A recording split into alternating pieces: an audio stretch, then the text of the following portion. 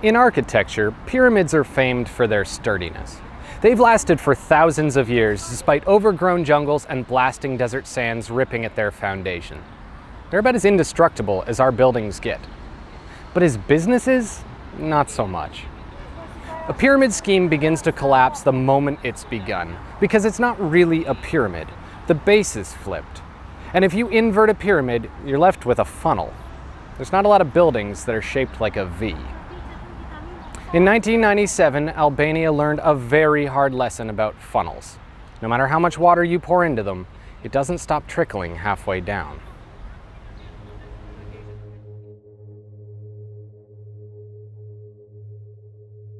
If something sounds too good to be true, it probably is. Be it a beautiful woman looking to chat online, a company that says you can retire at 35, or a politician saying that he'll make your country great again, they're all selling a fantasy. The world is never so simple as jingoists would have you believe. The whiff of money, power, and fame are an intoxicating aroma, and con men know it. For the inexperienced and desperate, the idea of getting rich quick is an easily masked scheme, especially once you build a community around it, a cult by any other name. We've all heard their siren songs. Be your own boss in one easy step. The secrets they don't want you to hear. Earn thousands per month from the comfort of your own home. You know, so on and so forth. They're never all too complicated. The simpler the pitch, the better it works. They aren't trying to convince you with facts. They're trying to convince you with emotion. Any analysis, and it's quickly obvious that the only thing holding up the base is a lie. And lies make for a terrible foundation. I'd like to say that I presume you know what a pyramid scheme is, but given just how successful they are, and having seen my own university-educated friends fall victim to them, perhaps I should briefly cover them just to be sure. Pyramid schemes come in a number of different flavors, but they mostly tend to fall into three specific categories: classic, Ponzi, and MLM. While their tactics differ, in effect, they're all offering the same thing. You give someone above you money and do your best to convince people below you to give you theirs. MLMs often call their customers salespeople, asking them to buy products they know they'll likely never sell. And on paper, these scams create massive growth, especially at the outset. The stated intent of the scheme is essentially to be growing exponentially, but just like all things exponential, the numbers required to keep that going past the early stages are almost unfathomable. For a Ponzi scheme asking each tier to find 3 people below it, all it takes is 30 tiers before you've surpassed the entire planet's population. It's like driving a car towards a wall. The only question is what speed you're going to be going when you crash. Yet it seems like we've learned nothing from history, because they're still everywhere. They range from as simple as sending cash in an envelope to as complex as buying fake coins on the internet. Sometimes there's no product beyond a vague financial structure. Other times they've asked you to hoard Thrive patches or Herbalife pills. But at their core, they're all the same. Money funnels to the scammer and everyone else watches in vain as their investments disappear into thin air. The only person left eating is the one who fed you the lie. Pyramid schemes prey on the ignorant and unprotected, so it should come as no surprise that they're most prevalent in countries with little to no financial regulation. Unfortunately, this defines post-revolutionary Albania. After communism collapsed here, people were rightly excited for a capitalist future. After 50 years under a totalitarian regime whose dictatorial control had meant that you had no way to get ahead, things were changing. But education was limited, especially in free market economics, and the idea of personal wealth was a foreign concept, both literally and figuratively. It was the poorest nation in Europe, and everyone felt the brunt of that weight. In the winter of 1991, as the regime fell around them, the situation deteriorated to the point that the only thing stopping mass starvation was Italian food aid. Life was very hard. But as awful as communism was, it wasn't as if the switch to capitalism somehow guaranteed them a better life. Even for those of us who've grown up our whole lives in the system, avoiding scams is a larger challenge than we're willing to admit. Most of us expect our laws to protect us from them, to protect our seniors as their minds begin to wander, to protect our children before they've come to know the value of $1. A society thrives when P.T. Barnum is held back for that proverbial minute. So for many of us, protection against predation is a foundation stone of a successful capitalist state. But Albanians had no protection. For people with little to no awareness of what the free market was like, the positives of the transition were not guaranteed. For many, it was the financial equivalent of being thrown to the wolves. The crippling market protections of a failed communist state became the crippling anarchy of unchecked capitalism. Rarely is the best solution to an extreme the introduction of the opposing extreme. While it may have been an armchair libertarian's paradise, for the average person on the ground it was hell. Because once the protections were removed, the only people with enough power to take advantage were the ones who had power to begin with. As proto-capitalism swept across the nation, ex-communist leaders, the mafia, and vulture-esque foreign investors snatched up everything. It would have taken incredible political will and a genuine desire to do right by their people for the transition to live up to its promises. And unfortunately, Albania had neither of those. But the promise of capitalism rung out in their ears like a bell. In a country where people's average salary barely hit $50 a month, where there were more donkey carts than cars, where there was not a single stoplight in the entire country, Western-style wealth must have seemed like an unattainable dream, like this secret world you knew existed but you could never reach. And in a situation like that, con men are bound to thrive. By 1996, the equivalent of 10% of the national GDP became tied up in what everyone had come to believe were unstoppable high-growth investments, pyramid schemes. As competition increased among the scammers, some investments began offering up to 40% interest per month. The central bank couldn't afford rates nearly close to what were being offered on the private market, so people naturally gravitated towards those that promised the highest returns. And as they grew, the government hovered either between silent or openly supportive of the schemes, which led investors to believe they were legitimized, perhaps even backed with public funds.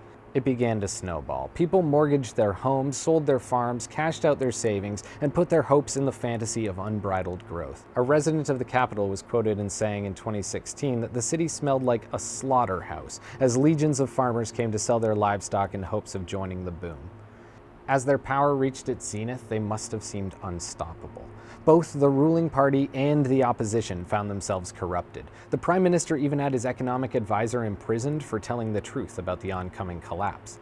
The IMF warned the government that the scams were being used to launder money out of the country, and the corrupt president shot back, accusing them of trying to hinder Albania's newfound success. Anyone in the country who wasn't on board was shouted down, accused of being communist holdouts unable to adjust to this prosperous new world. But it was a con. Massive, unchecked Ponzi schemes run by mafioso and government officials alike, milking the nation to the brink of collapse. When the car finally hit the wall in 1997, it had nearly maxed out its speed.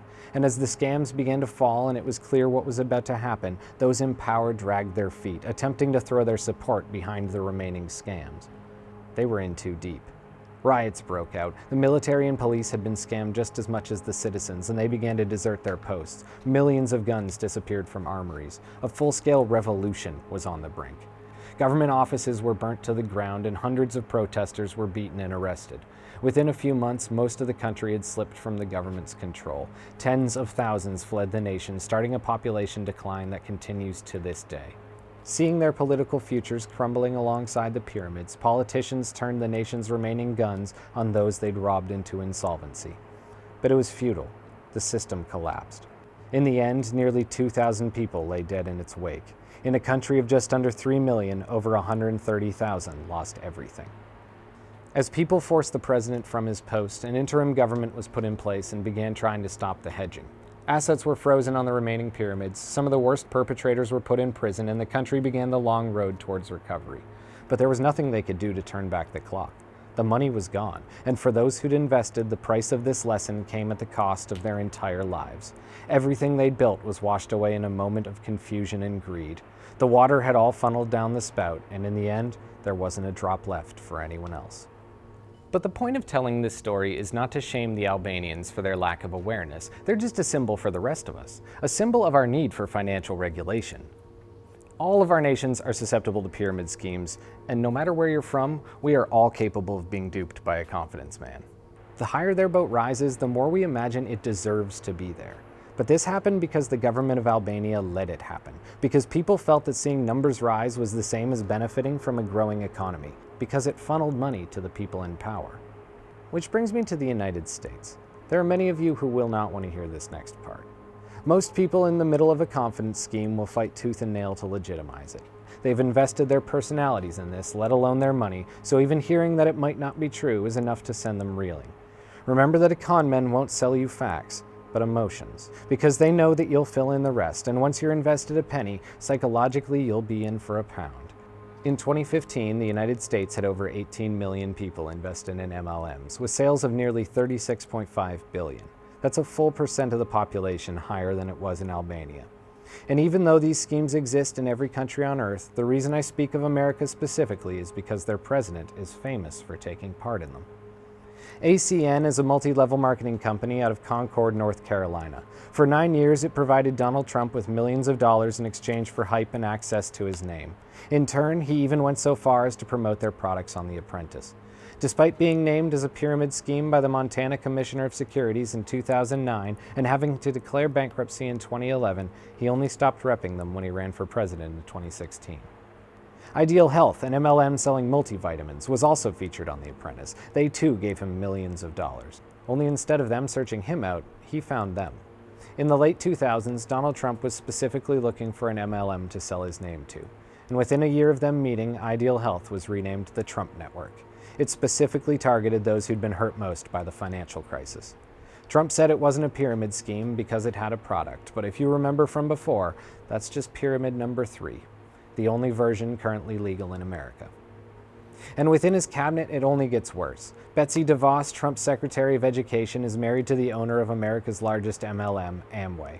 With $9.5 billion worth of product pushed each year, it's the 29th largest privately held company in the United States. Director of HUD, Ben Carson, much like the president before him, also served as a frontman for an MLM called Manatech. Carl Icahn, who is Trump's advisor on federal regulations, owns 24% of Herbalife, one of the largest pyramids in the world today.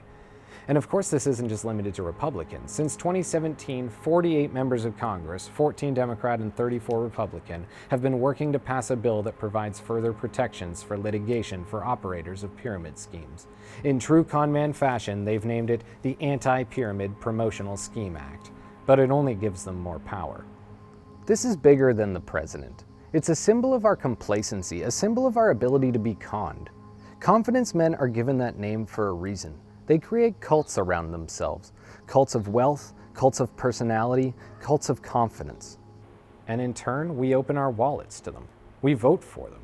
It was no different in Albania. They felt they were making their country great again too, right up until they didn't. If we don't believe the government's job is to protect us from these con men, it won't. If we don't force them to put regulations in place that stop scams, they won't. We're not immune to the examples of Albania. One of the first orders Donald Trump made as president was to remove a law that stopped financial planners from having to manage retirement funds in their clients' best interest. The elderly have always been an easy mark, and the money trapped in retirements is massive. Their stated reason was that it would increase the economy, but don't forget that on paper, Albania prospered right up until the moment it collapsed. That's how cons work. I'm not anti-capitalist, far from it. I firmly believe in the individual nature of society and our ability to write our own stories. But there's a limit to all things. Extremists almost never realize the extreme. Cultists almost never realize they're in a cult. The answer to unchecked communism is not unchecked capitalism.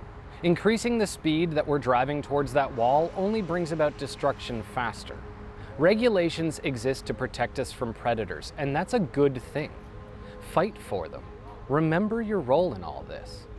And for the love of God, don't expect the water to stop trickling halfway down. This is Rare Earth.